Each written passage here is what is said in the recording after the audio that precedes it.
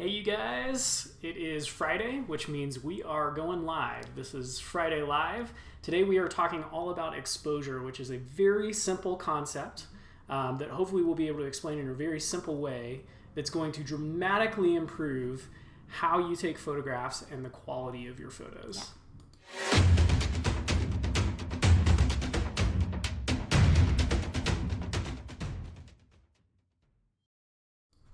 If we have not met yet, I am Ashley. And I'm Graham. And we are the Scobeys. We are wedding photographers based out of beautiful Colorado, and we have been doing this whole photography thing full time for about 12 years. And we just have a passion for helping people take better photos of their life, helping people document their lives and creating photo legacies so that you guys don't feel like you need to have a little professional photographer in your pocket everywhere that you go, right? Yeah. Because amazing moments happen everywhere. So today right. We're going to talk about exposure, but what we want to know first is, since those amazing moments happen everywhere, what is the best photo you've ever taken? The most meaningful photo, the one that you took and you just like cherish it so much. Tell us about that photo. What's your favorite photo that you've ever taken? My favorite photo that I have ever taken is probably, I don't know. It's a hard question. Yeah, it is a hard question. Probably one of our kiddos together that like showcases their relationship. Yeah. So I don't know, like camping with them in the hammock swinging back and forth. Our road trips, I feel like we always take pictures that I'm like, ugh, those mean so much to me. What about you?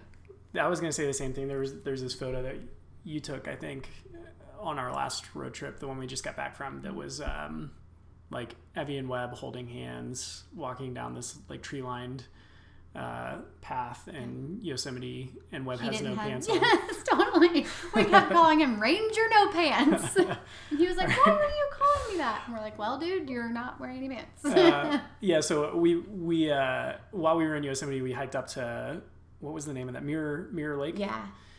And it was like a beautiful day, and the kids wanted to swim in the lake, and we didn't bring swimsuits or anything, so we just let them go swim in their clothes, and then we took Webb's pants off for the hike back. Yeah, which is like honestly the cutest thing ever, and it made the moment even more special because it added this like element of, well, this is just the stage that he's in, and Buddy doesn't really want to wear clothes, and that's okay. Yeah, let him be who he is. Yeah, for us, I think the most beautiful moments are the least perfect. Yeah. Give us a thumbs up or like a smiley face if you agree. If you agree with that. Yes. We have a lot of photos that are like perfect family photos, just like everyone's smiling and looking at the camera in a beautiful location.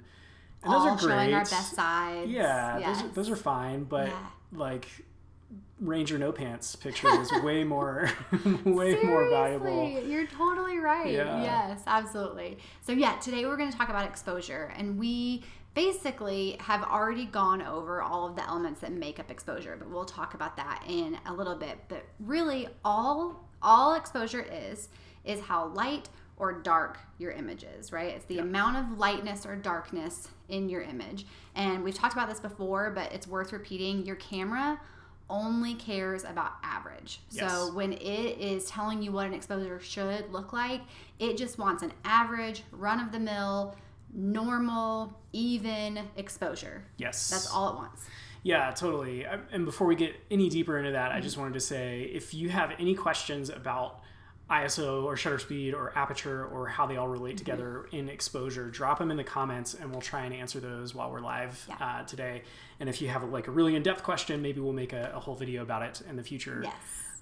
But exposure is really a term that encompasses all three of those variables and how they interact to create lightness or darkness within your image. Yeah. So super, super simple. When you one easy way to kind of experiment with this is to go into Lightroom, a program like Lightroom, and Cherie. Sugar, how you get so fly? Oh goodness, you're taking me back to 2004. But so there is actually in a lot of editing programs a slider that says exposure, and if you pull it to the right, your image gets brighter, and if you pull it to the left, your image gets darker, right? Yeah.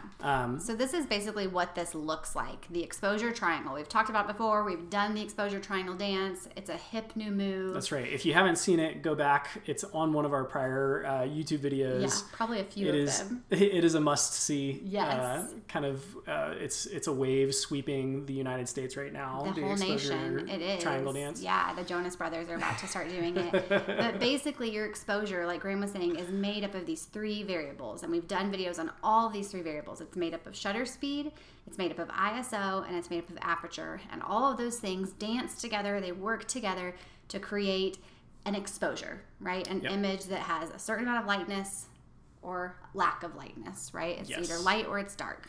And if you change one of these things, let's say you have a perfect exposure, everything is as light as you want it to be, let's say, but you want to make some change, maybe you want a faster shutter speed, then you're going to have to adjust with one variable or the other. Yeah. So that's why, like Ashley's saying, these things kind of dance with each other. When you change one, it affects the other, and you need to compensate with the others. Yeah. And like we said, when your camera is left in auto, or you are reading the meter, which we'll talk about in a second, the exposure meter, and you are trying to get the meter to 0, right? Where your camera's like, this is good, this is where I want to be. Your camera just cares about an average image. So it's really important to understand exposure and understand the variables that get you there so that you can get the picture that's in your head out into the world. Because sometimes you don't want an evenly exposed image. Yeah, exactly. These beautiful boxes with lenses on them, we always talk about them like they're the friend that just makes average decisions, right? Like, it just wants to like have an average Saturday off and just coast, like chill and hang out and just like whatever. I'm just gonna get by. Yeah, it's gonna Netflix and chill. He just wants to date like average girls. You know, he's just like. Whatever, just average relationships. Just swiping right. Yeah, just wants to have what other. We met when we were 12. We are so bad at any kind of dating metaphor at all. We're so relevant. What are you talking about? So these things just seek average, and we don't want to make average photos. Yeah. Right. So we don't want to be humans with creative visions that are like left to a machine and the way that it makes decisions. We want this to be a machine that is in the hands of a human, and we want to be in the driver's seat of all of those images. Exactly. So the thing that you want to learn in order to make better photos is just how to take control of what this camera is doing, and it's really easy, and we can teach it to you really quickly. Yes. In fact, we put together a free cheat sheet that you can check out at manualbootcamp.com. And we also have a course, a 7-day learning how to shoot in manual email course will hit your inbox every single day. And by the end of those 7 days, you'll know exactly how to shoot in manual, and you'll be shooting in manual like a pro. Yep, absolutely. So how do you know what the exposure is? How do you know if it's a lighter exposure or a darker exposure? Like, how can you look at your camera and tell without what we call chimping and looking at the back of your camera at every single image that you take? Yes. So yes. This is, I think this is the back of a Canon Rebel. Yeah. When you certain cameras, you can see all of your settings on one screen. It's like the Q screen on Fuji. But that is what's represented here, and there's a lot of stuff. But the thing that we want you to focus on, and you can't see my. Oh yeah, you can. Perfect. Look at that. Is this area right here? Oh, what a time to be alive! Technologying. There's like so many better ways to this. We're going to make a box over Here's a box. So if you look right here, this is called a meter. And you'll see it on this screen, but you'll also see it when you look through the viewfinder of your camera. So when you look through this little hole right here and you're looking through, usually on the bottom or on one of the sides, you're going to have, let's go back to the picture here. Yeah. You're going to have a line like this that goes from negative to positive. Yeah, negative to positive. And it might be different numbers. It may go from -5 to +5 or -3 to +3. But regardless, you're going to see that somewhere in your camera. And what that is a measurement of your exposure while your camera is seeking average. Yeah. So 0 equals average, what your camera thinks is a good exposure. Going to the left or to the bottom, depending on what kind of viewfinder you're looking through, usually goes towards the negative, and that means your image is going to be underexposed, too dark. Or at least that's what your camera is saying is, based on the average exposure, this is too dark. Yeah. So if the tick is at -1, that's your camera saying this image is underexposed by 1 stop. That's exactly right. And there you'll see. I'm gonna see if I can do this. Yeah. So let's pretend that this is the little dot. You see that little dot over there? That little dot will move to the left as you make exposure changes, meaning you change your shutter speed or your ISO or your aperture. Let's say that you're increasing your shutter speed, which means you're leaving your shutter open less time. It's going to start moving to the left and say, okay, we're getting underexposed. We're letting less light in. So maybe you should open your aperture up, let more light in over that period of time, and then it'll start drifting back to the right, and you'll find that magical 0 land. Yeah, and then when the tick goes to the right, your camera is telling you, oh my goodness, this image is overexposed by 1, 2, 3, 4 stops. Yep. It's too bright, quote unquote, which we think whether it's too bright or too dark, that's just your creative vision, and you can take pictures however you want as long as you love them. Nothing else matters. That's exactly right. In fact, there are professional photographers who they've hung their hat on underexposing or overexposing. I can think of like Max Wanger comes to mind. Dude. Baller. He used to shoot. Does he still shoot weddings? He does I don't know. A bunch of commercial lots of commercial stuff. Yeah, he moved out of weddings, but is his whole style was based on overexposing images. So he would go out and he'd take these super wide photos of couples and just blow out the background behind them. Blowing out means letting those highlights go to white. Yeah. And so you'd have all of this beautiful negative space, and he would very creatively compose his image so your eye is drawn to the couple or the subject of the photo. But your camera would look at that photo and say, whoa, that's like 5 stops overexposed. Camera's like, what are you Max, doing? you suck. You're the worst photographer. Max, you are not average at all. No. Why are Max you not is average? Like, yeah, correct. I'm a baller. And then on the other end, there are also photographers who hang their hats on being dark and moody. And I can think of like Farrah Waristi or Sue Stripling are like very Gabe McClintock. Yes, very into dark darks. Yeah. Like blocked up blacks, lots of contrast. And their camera is like, oh, this is too dark. And they're like, camera, don't tell me what to do. What they're doing is they're looking for like, how can I use shadow and light to tell a story, to create a feeling in a photograph. Yeah. Right. And so maybe most of what you see in the photo is really, really dark, but there's like one little line from sunlight that's highlighting, like a couple is backlit and it's kind of highlighting those edges of the couple. Yeah. And it makes them pop off this really dark and moody image. Yeah.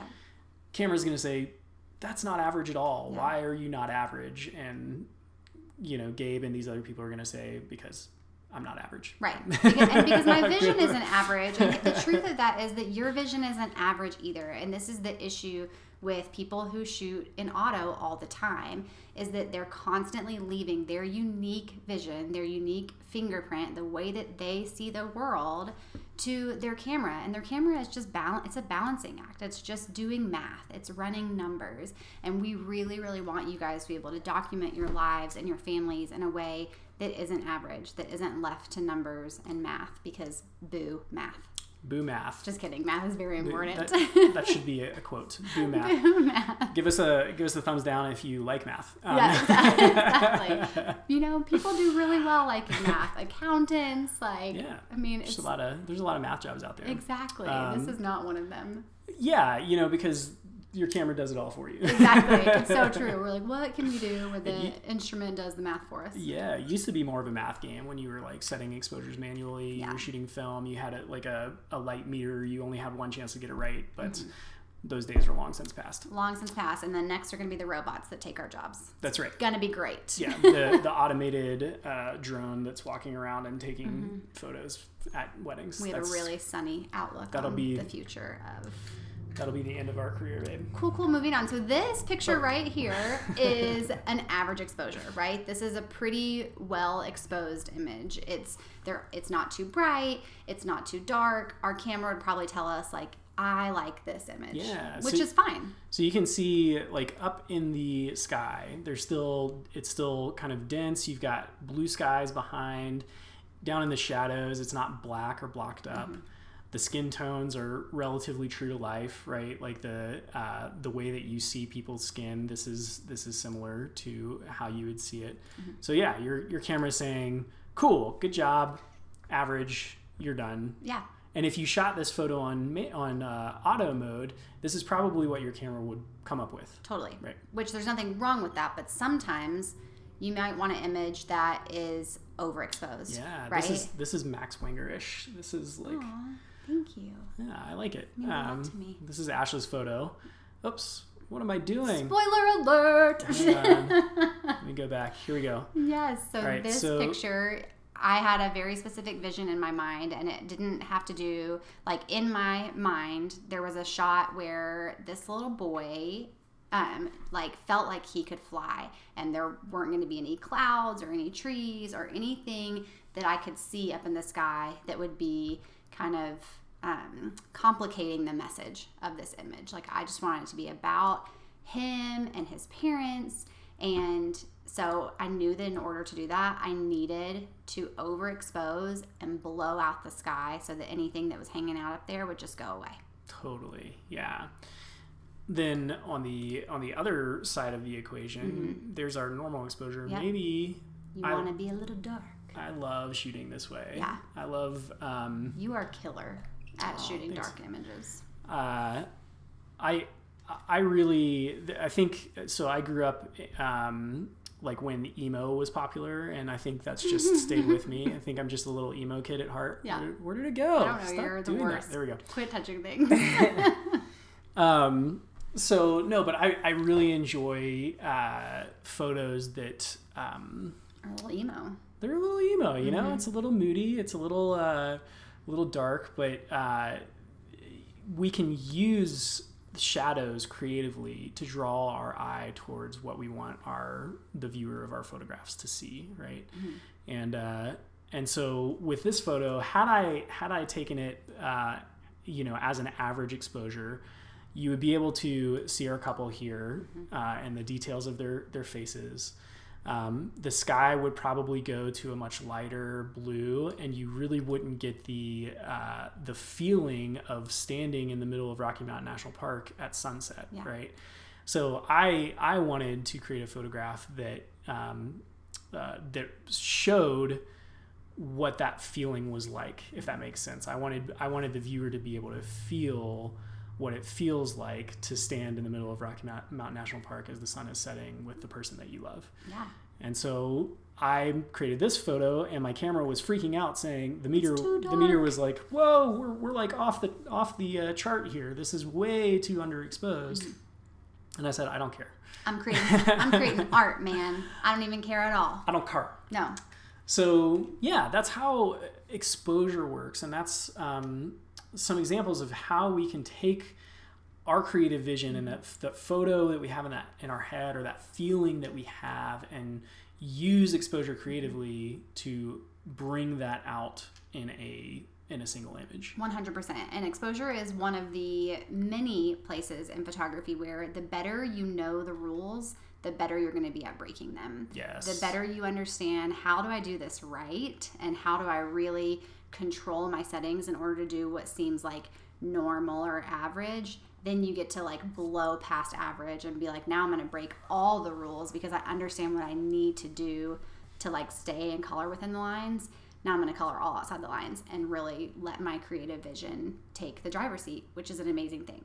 Yes. So maybe you're sitting there and you're like, cool, but like, but how do I do this? Yes, exactly. Yeah. Exactly. Like I said earlier, we've put together a free cheat sheet for you.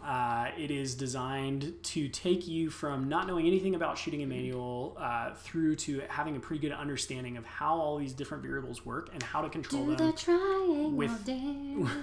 within our camera. I'm working it into every video, babe. You're welcome. Yeah, I appreciate that. Also, if you want to go a step further, once you head over to manualbootcamp.com, you'll put in your email address. We'll shoot you an email with that cheat sheet. Also, on that same page, it has a link to the course that we put together called Manual Bootcamp or Manual Mode Bootcamp. And it, like I said before, it's a 7-day email course where you learn one principle of shooting a manual every day until the end of it. It comes with photo assignments as well, so you're going to be going out and actually working on these things every single day for a week. And by the end of that week, if you've done everything that we put in that course for you to do, and you've read all of the emails and watched all the videos, you're going to feel like, okay, great, I know how to shoot a manual like a pro. Yeah. And that is getting the camera out from between. What happens sometimes is that our camera becomes a barrier to getting the photos that we really want to create, right?